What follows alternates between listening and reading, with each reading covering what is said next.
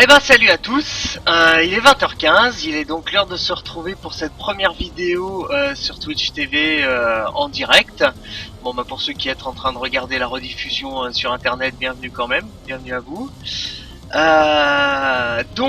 Ce soir comme prévu, eh bien nous allons faire un petit tour du côté du Mans. Puisqu'on va faire donc, je vais couper ça parce que voilà, ça fait un peu beaucoup de bruit. On va donc faire 8 tours ensemble sur le circuit de la Sarthe. Donc ça va nous permettre surtout déjà de faire une session un tout petit peu longue, de manière à voir un petit peu les choses avancer. Et puis ça va aussi nous permettre de faire évoluer non pas la météo, ça fera partie d'une autre vidéo, mais de faire évoluer le jour et la nuit, parce que effectivement une des réussites, une des nombreuses réussites de ce jeu, c'est tout simplement l'évolution du jour et de la nuit et surtout la gestion des lumières dans ces cas-là. Donc on va découvrir ça. Donc on va faire un petit tour avant que je lance la partie. On va faire un petit tour du côté des données que j'ai rentrées. Donc on a parlé de ça déjà. Donc on va bien effectivement faire 8 tours. Je regarde, j'en profite une seconde pour relancer ça, parce que je ne vois pas. Tac. Voilà. Ok. Donc me revoilà.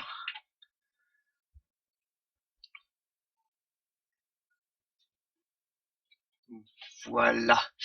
Oui, ça marche. Donc, on va faire 8 tours. Nombre d'adversaires, j'ai mis ça sur 55. C'est assez étonnant, hein. C'est assez rare sur un jeu, la capacité à avoir 55 IA contre nous. Donc on en profite, hein. Malheureusement, on verra que ils n'ont pas fait l'effort de rajouter les GT, les Porsche, les Ferrari, etc. Ce qui fait un petit peu le charme du Mans, avec des gros différentiels de vitesse. Mais en tous les cas, c'est déjà quand même vachement sympa de croiser 55 autres véhicules sur la route, de multiclasse donc, bien sûr. Aptitude d'adversaire, j'ai mis à 60 parce que comme je vais un peu parler, je vais pas forcément être super concentré et puis voilà, pour éviter d'être ridicule tout de suite. Position sur la grille, je l'ai mis personnalisé et on va partir 15e. Parce que comme ça nous fera l'occasion de doubler un petit peu des gens. Départ lancé, au moins le départ est lancé, hein, donc on va faire ça. Départ lancé. En termes de conditions, la météo sera fixe, elle sera dégagée. Et puis donc on est à la date de la course, hein, donc ce sera la course du 16 juin. C'est ce qui est prévu là en tous les cas. Départ à 15h et comme la progression du temps sera multipliée par 40, et bien tout simplement on va avoir la nuit qui va tomber, donc on va avoir le crépuscule, la nuit, les étoiles, etc., les phares, enfin bref, tout ce qu'il y a de bien sympa au Mans. Donc toutes les aides sont désactivées, les vitesses sont en manuel, il n'y a pas de trajectoire, il n'y a rien. Enfin voilà, on essaye d'être un petit peu dans des conditions plus ou moins réelles. On verra aussi qu'il y aura des arrêts au stand. Enfin bref. Donc on est parti à peu près pour une demi-heure de course. Pour l'instant, au niveau de la chatroom, je vois rien. Alors, je sais pas si vous avez posté des choses. Enfin, d'ailleurs, voilà, j'ai fait bugger le truc. C'est bien fait pour moi. Euh, mais en tous les cas, pour l'instant, j'ai rien. Alors voilà, je sais pas. Alors, écoutez, faites un chat entre vous. Je renouvelle, hein, bienvenue à ceux qui sont en train de regarder. Euh, et puis, moi, je réglerai les questions techniques de chat une autre fois, puis ça évitera de me déconcentrer comme ça. C'est très bien. Donc voilà, on est toujours resté 8 tours, 55 adversaires. Je vérifie qu'il n'ait pas changé parce que des fois, il revient, il me fait partir. Non, c'est bon, tout va bien. Allez, c'est parti. C'est parti. Donc un petit chargement normal. Il y a quand même 55 autres véhicules à charger, puis un circuit quand même d'une longueur de 13,6 km. Vous noterez au passage que j'ai enfin trouvé le réglage pour passer les unités en km/h et en kilomètres, ce qui me fait bien plaisir, parce que les miles à convertir 1,6 c'est pas forcément. Ah, je vois qu'il y a quelqu'un qui a réagi. Unicorn, bienvenue. Bienvenue dans cette partie. Donc là, je suis en 15e position, donc j'ai devant moi évidemment tout un tas de véhicules qui sont pas de la même catégorie. Donc on va essayer de faire un démarrage prudent. Ouais, on verra pour les attaques un peu plus tard. De toute façon, voilà, ça va un petit peu aller dans tous les sens. Il n'y a pas de doute là-dessus.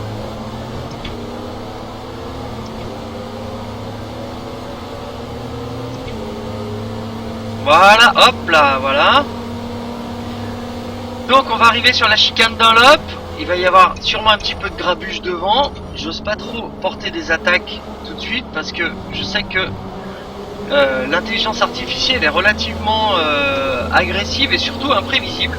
C'est-à-dire que un peu à la manière des rookies en Formule 1, on a régulièrement des changements de trajectoire totalement inattendus. Voilà, on va arriver sur le tertre rouge.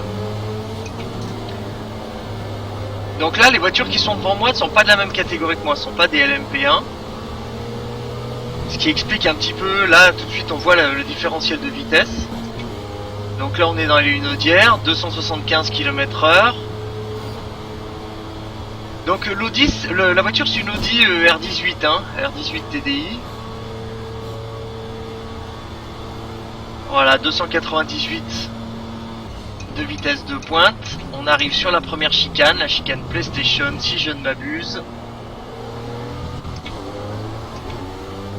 Voilà, je suis prudent, peut-être un peu trop, hein. Là on est 10e pour l'instant. Enfin il y a 8 tours, hein, c'est-à-dire 8 fois 13 km. Donc on a quand même largement le temps éventuellement de rattraper les adversaires. Là j'en profite, petite aspiration, parfait. Là on voit un truc qui est vachement bien sur ce jeu et qui est une technique qui est très utilisée dans la vraie vie. C'est que les pilotes devant moi en fait font un léger rappel de frein avant de commencer leur freinage. Donc les lumières rouges s'allument derrière et moi ça me permet éventuellement de me réveiller, hein. On est dans une course endurance.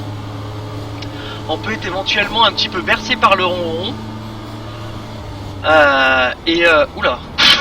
Voilà une attaque un peu suicide, enfin qui a fonctionné. Voilà, disons je suis vraiment pas très rapide dans ce virage.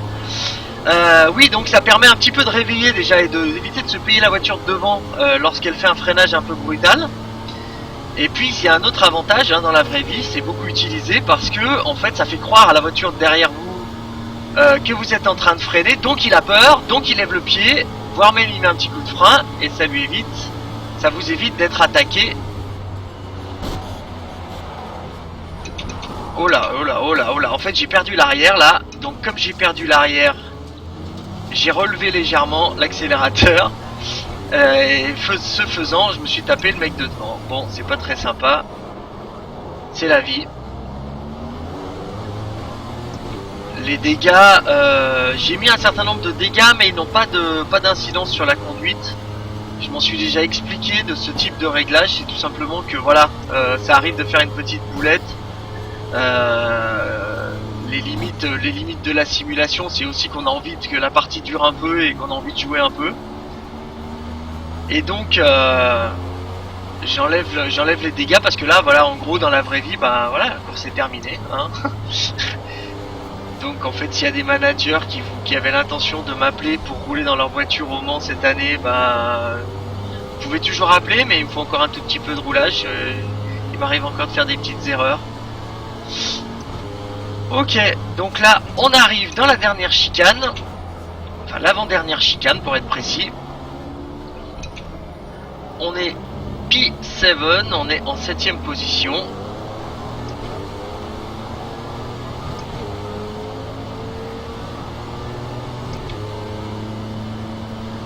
J'aimerais bien vous dire que je vais passer à l'attaque, mais en réalité, je suis assez timide sur le fait de hausser le rythme ou pas, parce que une erreur est vraiment très vite arrivée. Je rappelle que je n'ai aucune aide. Et que donc il suffit d'accélérer un peu trop fort ou de freiner un peu trop fort et on perd la voiture, ce qui m'est arrivé tout à l'heure dans Indianapolis comme vous l'avez vu. Voilà, tertre rouge qui a priori se passe en 3ème ou en 4ème petite. Là j'étais en 4. Ça me permet de grignoter sur mes adversaires qui se foutent un petit peu de ma présence. Si ça y est, lui s'est rangé sur le côté.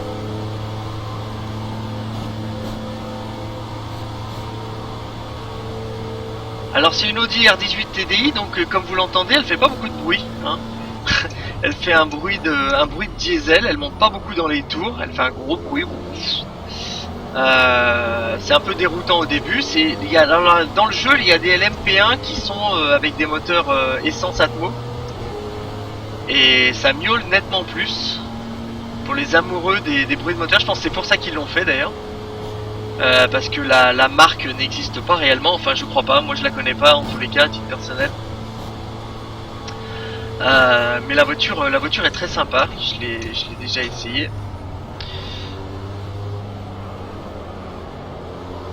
Donc là on est P4, et ben c'est pas si mal. 4ème position. Si on regarde en bas à droite, là on voit mes pneus. Et on se rend compte que j'ai 2 pneus froids, 2 pneus chauds. Pas forcément agréable. Ça me permet de rappeler d'ailleurs que à ce niveau-là, c'est assez catastrophique. C'est pas clair du tout. Hein, c'est pas clair du tout. Est-ce que des pneus froids ils sont bleus? Est-ce que des pneus froids ils sont verts?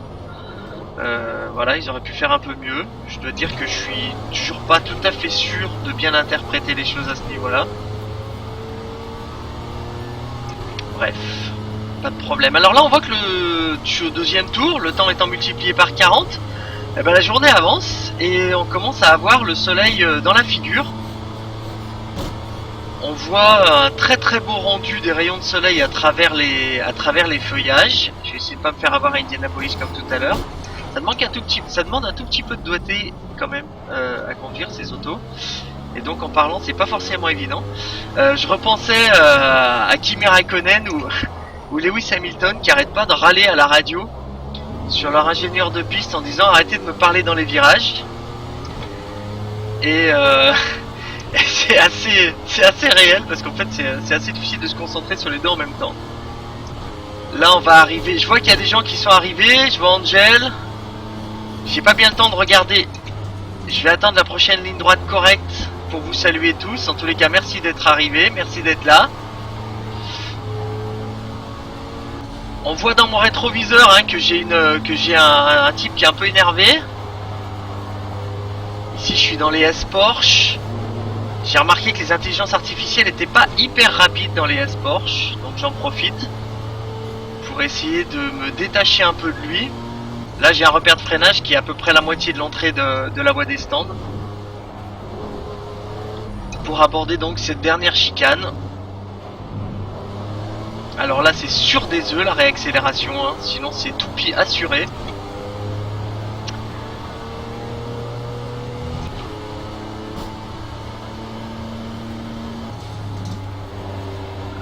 Je crois que je vois aussi Rachid Senna, merci d'être là. J'en profite d'ailleurs puisque je sais que ce sont des cercles qui se connaissent pour pour annoncer que demain soir on sera avec Angel donc sur sa chaîne Twitch, ça c'est pas facile à dire. Sur sa chaîne.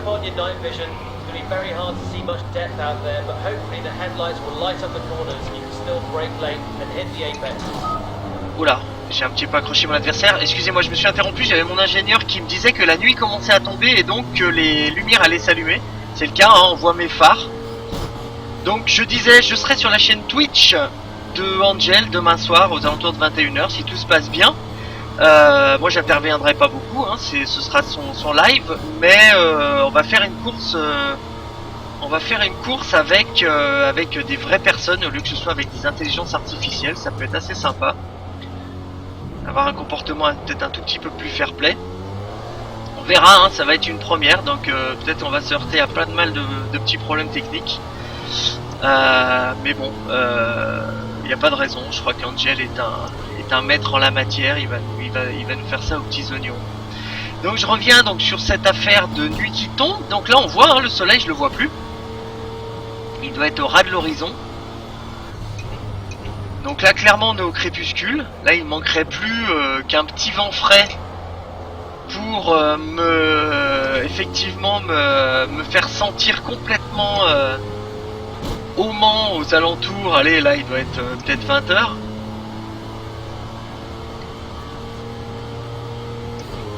J'ai vu que de très nombreux simulateurs maintenant intègrent des ventilateurs. C'est quelque chose qu'on a fantasmé pendant des années, de mettre des ventilateurs pour simuler la vitesse. Alors évidemment dans un proto fermé ça n'aurait pas vraiment de sens. Mais quand même, je pense que ça serait assez immersif, quoi.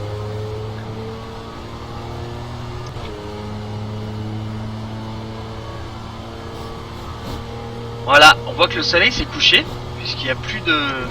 Il est vraiment au ras de l'horizon, c'est hyper beau. Je suis toujours P5, troisième tour. Indianapolis qui arrive à toute vitesse. Ici, c'est un virage dont j'ai oublié le nom, je crois que c'est Mulsanne. Non, pas du tout. Je sais plus quel est le nom de ce virage.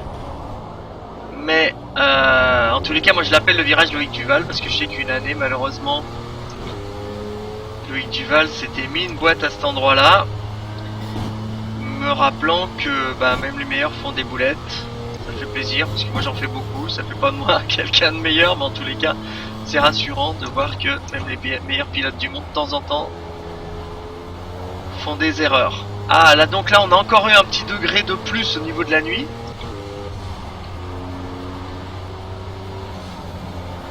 Alors je suis désolé, je peux pas du tout suivre ce que vous écrivez sur le chat.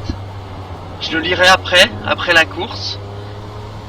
Parce que, ben, mine de rien, ça défile assez vite. Et voilà, je crois que je ne vais pas arriver à suivre vos conversations.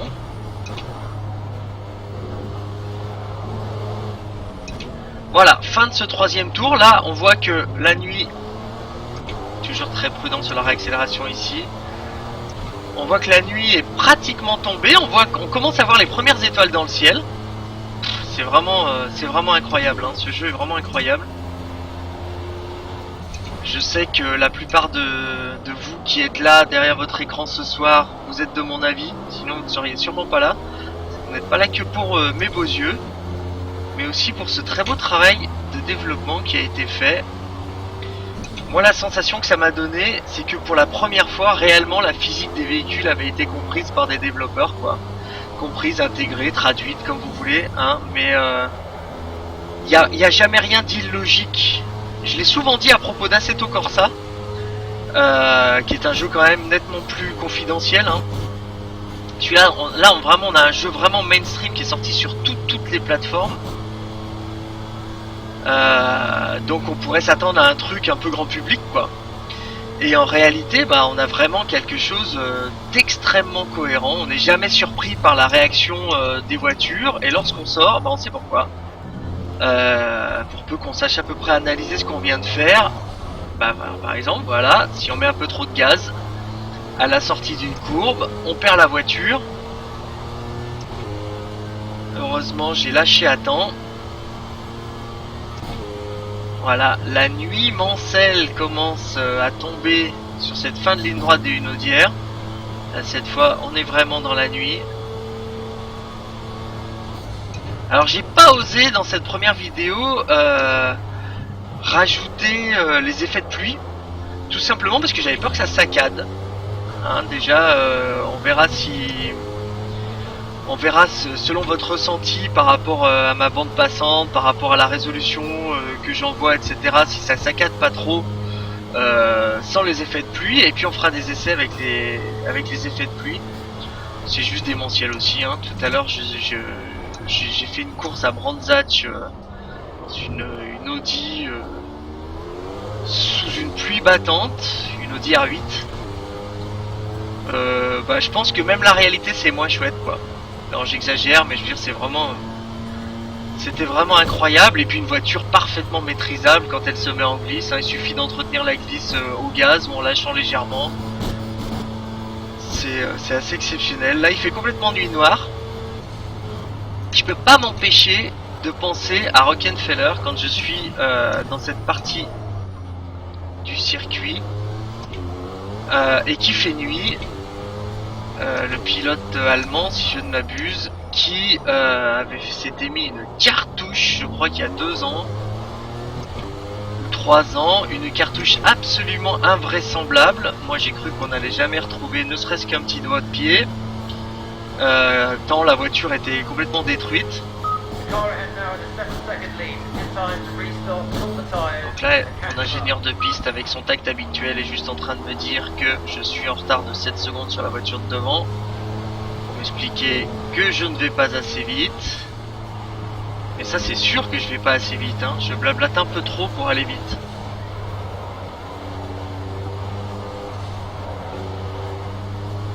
Quatrième tour, donc on est à mi-course. On est à mi-course, donc à peu près on est à la moitié de la nuit probablement.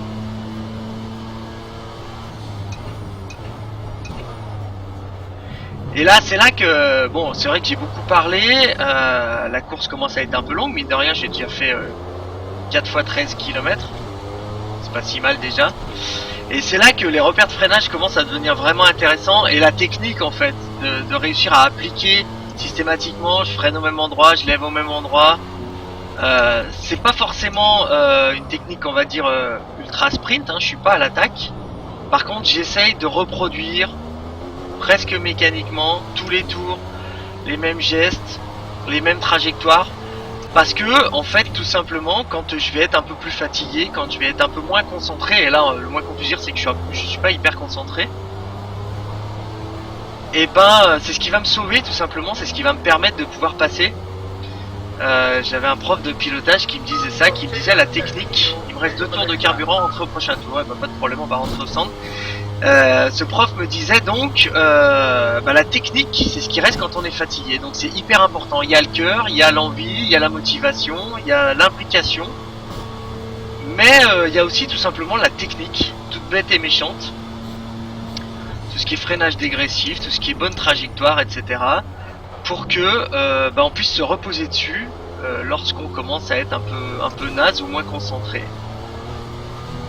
C'est aussi pour ça que c'était intéressant de faire cette session un petit peu longue sur ce circuit du Mans, parce que ça finit par reproduire un petit peu les conditions de l'endurance. Je suis pas complètement éveillé, je suis pas complètement surexcité comme on peut l'être dans une course sprint. En plus, malgré les 55 opposants, je sais pas combien ils sont réellement au Mans en tout. Mais là, malgré les 55 opposants, on peut se rendre compte que finalement, je vois pas grand monde. Il y a une voiture derrière moi à 9 secondes, on le voit en bas à gauche de l'écran. Il y a une voiture devant moi à 11 secondes. Mais je les vois pas. Je les vois pas, donc du coup, ça fait pas vraiment d'animation.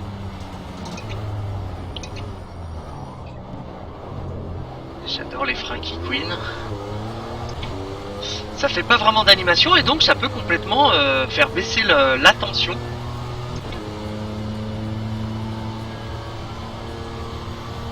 Voilà, donc on voit sur la droite qu'on me demande de rentrer au stand, que je suis P4, que j'ai un arrêt prévu au tour 5.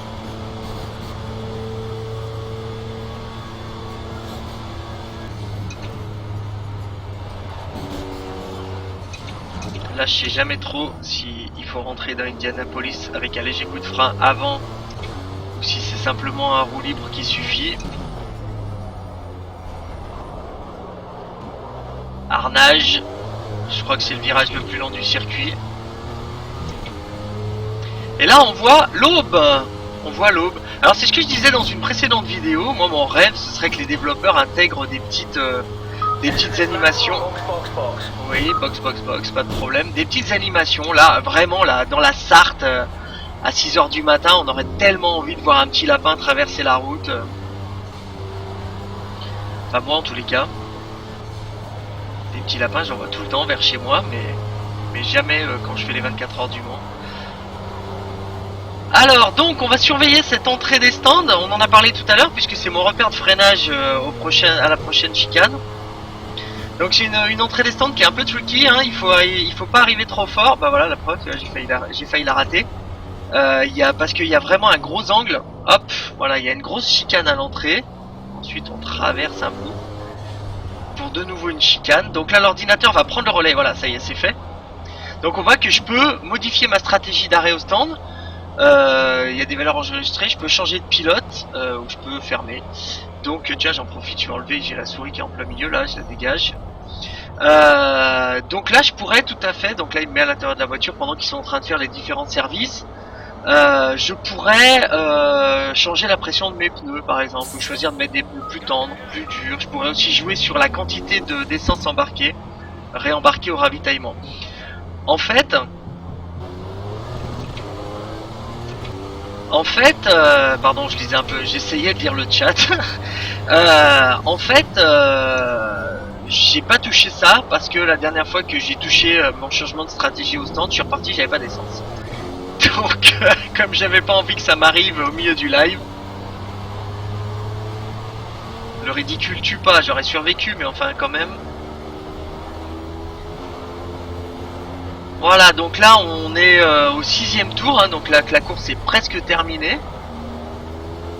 Ça fait un petit moment que c'est l'aube, il serait peut-être temps que le soleil se lève réellement. Donc maintenant je suis toujours P5 après mon arrêt, sûrement que les autres se soient arrêtés en même temps que moi tout simplement. Derrière moi j'ai une voiture à une, alors regardez, hop, on peut regarder, voilà on voit ses phares, on les voit mieux que dans le rétroviseur. J'ai une voiture à 1 seconde derrière moi, et celle de devant est à 5 secondes. Ouh, j'ai freiné tard. Ouh, aïe aïe. Non, c'est bon, mais c'est pas passé loin. Donc, la voiture qui est devant moi est à 6 secondes. Va être un petit peu dur à rattraper à mon avis. Par contre, la voiture qui est derrière moi à 1 seconde, ça m'étonnerait pas qu'elle m'attaque dans pas très longtemps. Là, ça y est, le jour commence à vraiment se lever. J'aime bien parce qu'il y a un peu de brume au fond, c'est assez chouette.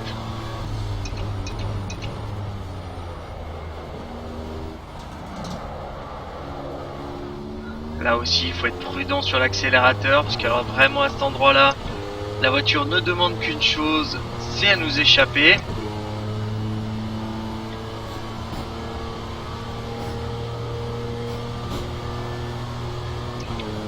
Petit coup d'œil. Non, c'est pas du tout ce que je voulais faire. Là, j'ai jeté un petit coup d'œil à droite, mais c'était derrière que je voulais jeter un coup d'œil parce que je voulais voir où en était mon adversaire.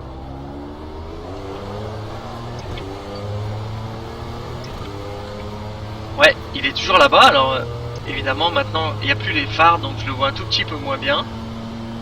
Par contre, je surveille, ça c'est vachement bien, hein, en bas à gauche, là en dessous de mon portrait. Il y a toutes les données sur la voiture précédente et la voiture suivante. Ça c'est vraiment chouette. On peut suivre en permanence où est-ce qu'on en est.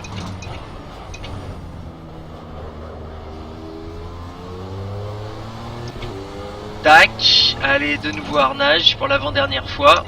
Oula, peut-être pas la première, je vais éviter de faire un blocage de pont arrière.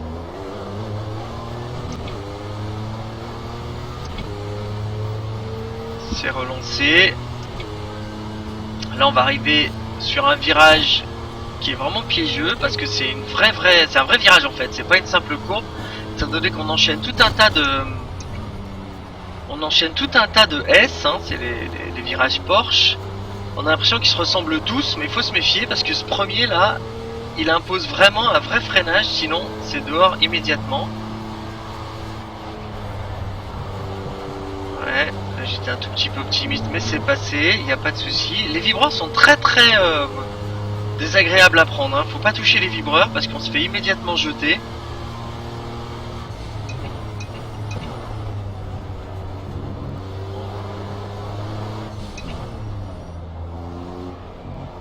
En haut à gauche de l'écran aussi on peut voir, hein, il y a la map du circuit qui zoome et dézoome en fonction de la vitesse à laquelle on est.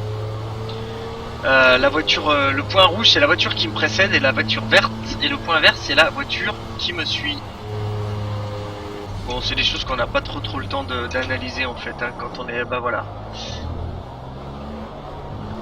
Léger tout droit, faut pas s'affoler, faut pas s'énerver, léger tout droit dans la chicane d'un lobe. Là c'est généralement après ce genre de tout droit que du coup on veut essayer de rattraper le temps perdu, donc on met un grand coup de gaz et hop on fait un 3-6. Ce que j'ai évité, car je suis maintenant un pilote d'expérience sur Project Cars. Non pas vraiment, mais enfin ça m'est arrivé tellement de fois que du coup maintenant je me méfie, vaut mieux perdre quelques dixièmes voire quelques secondes plutôt que de perdre 30 secondes à faire des marches avant, des marches arrière pendant 2 heures pour se remettre en ligne. Bon, le gars derrière moi a pas l'air spécialement capable de me rattraper. Ah bah non, même, hein, j'ai même creusé. Ah par contre c'est un peu dommage puisque j'ai creusé l'écart vis-à-vis de lui, mais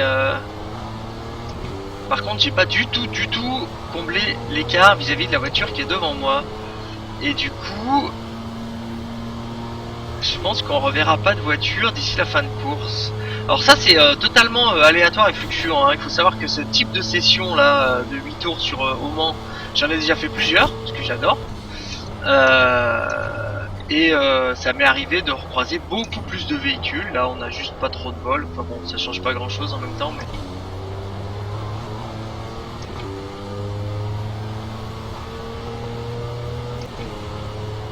Bon, ça y est, là, on est quasiment en pleine journée. Le soleil est encore un tout petit peu rasant. On voit les ombres hein, qui traversent la piste. Il n'est pas au-dessus de nous.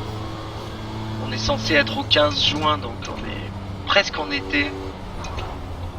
Donc on peut en déduire qu'à midi, il n'y aura pas trop d'ombre sur la piste. J'imagine en tous les cas.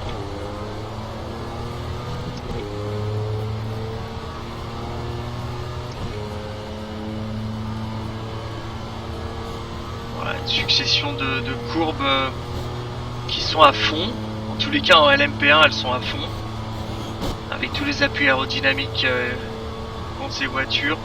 Il n'y a pas de souci. La preuve hein, c'est d'ailleurs juste en levant comme ça d'un gué à la police ça passe. On est scotché au sol par contre. Faut pas tarder derrière, faut sauter sur les freins. Pas trop sinon on va tout droit. Et si on saute pas assez sur les freins, oh ben on va tout droit aussi. Donc c'est vraiment un endroit assez délicat à gérer.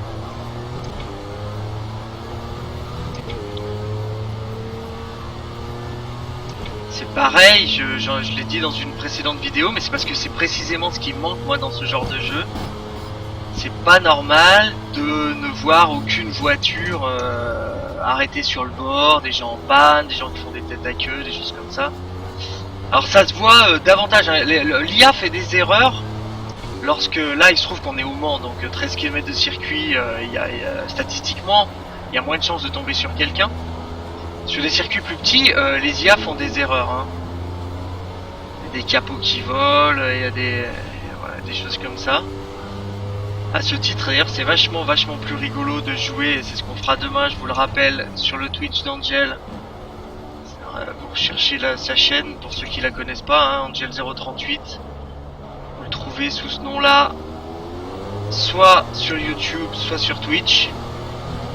Donc demain... justement on va faire des courses avec sûrement qui va compléter avec des IA, mais il y aura au moins quelques véritables personnes. C'est chouette, ils sont repartis devant moi. Et donc ça nous permettra un peu d'avoir des choses qui sont un peu moins scriptées peut-être.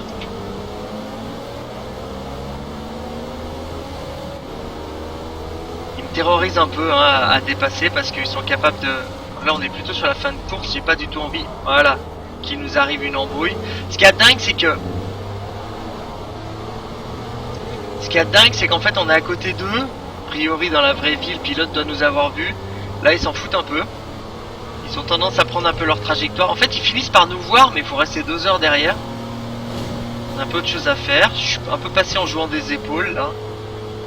Mais c'est bien, c'est mon côté pilote rugbyman, c'est bien. Sachant que je ne fais pas de rugby. Ok, ben c'est pour la dernière fois qu'on arrive donc à la chicane PlayStation. Chicane quand même malgré tout assez délicate, surtout en sortie. En fait avec ces voitures, hein, faut surtout beaucoup gérer la puissance, ça freine très bien. Ça bloque pas trop les roues pour peu qu'on soit pas une brute sur les freins. Mais par contre, faut absolument gérer, faut gérer complètement la puissance parce que sinon ça vous échappe et c'est comme ça qu'on fait qu'on perd le plus de temps finalement.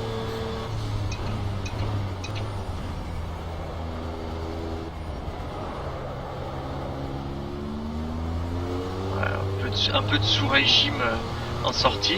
Faut se méfier quand même parce que même si on relance en sous-régime, lorsque les chevaux arrivent, la voiture vous échappe quand même. Hein. Donc faut quand même gérer ça même si on est parti d'un sous-régime. Je vois, il y a un adversaire là-bas devant, hein. C'est dommage, il est tout petit, il va me manquer des tours. En même temps, je voulais pas faire une vidéo de 3 heures, hein, étant donné que ça n'est pas extrêmement varié. Ah, on va peut-être le rattraper, lui, je sais pas. Il a l'air d'une catégorie inférieure, j'ai l'impression. Ouais, l'écart fond à vue d'œil. Ah bah pour une fois on arrive à passer quelqu'un à peu près proprement.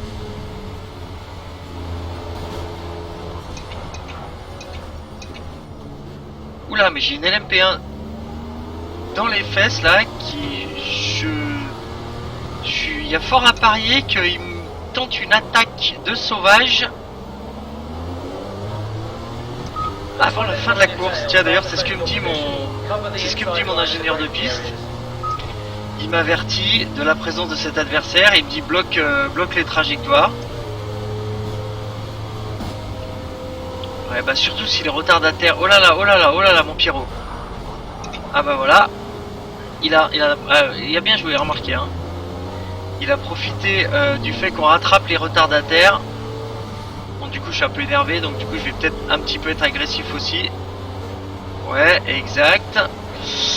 Il en a profité qu'on rattrape les retardataires pour porter une attaque. C'est pas mal fait ça, hein. Effectivement l'IA de Project Cars est assez critiquée pour son côté un peu sauvage.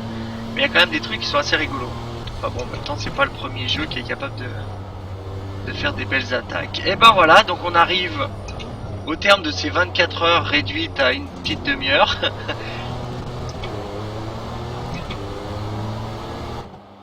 On a vu que c'était marqué que j'étais 10ème, mais en réalité ça m'étonne, voilà je suis 5ème. Ça c'est un petit bug assez récurrent en fin de session, comme ça lorsqu'on arrive en fin de course, je sais pas pourquoi il se met à annoncer un peu des positions un peu délirantes. Donc bon voilà. Et ben j'espère qu'en tous les cas que cette petite vidéo et que ce petit live vous a plu. Donc j'en profite pour citer ceux qui étaient sur le chat ce soir. Donc j'ai Cheese 383. Je sais pas qui tu es, mais merci d'être là. Unicorn, je sais très bien qui tu es en revanche. Rachid Sena, que bah, je commence à croiser un petit peu sur les différents forums et sur les différents sites. Et puis Angel, avec lequel je suis en contact via Facebook. Donc merci en tous les cas à ceux qui sont intervenus sur le chat. Merci à ceux qui m'ont suivi en vidéo ce soir. J'espère que ça vous a plu. N'hésitez pas, hein, en haut de l'écran, vous voyez qu'il y a les noms des différentes pages sur lesquelles vous pouvez retrouver mes vidéos et mes rediffusions de vidéos, etc. N'hésitez pas soit à me proposer des défis, soit à me demander des lieux ou des voitures spécifiques, ou éventuellement des conseils, même si je suis quand même pas fort au point de pouvoir comme ça prodiguer des conseils dans tous les coins, mais enfin peut-être je sais quelques trucs qui peuvent vous aider. Et puis on se retrouve très bientôt. Merci encore de m'avoir suivi et puis bonne soirée à tous. Salut!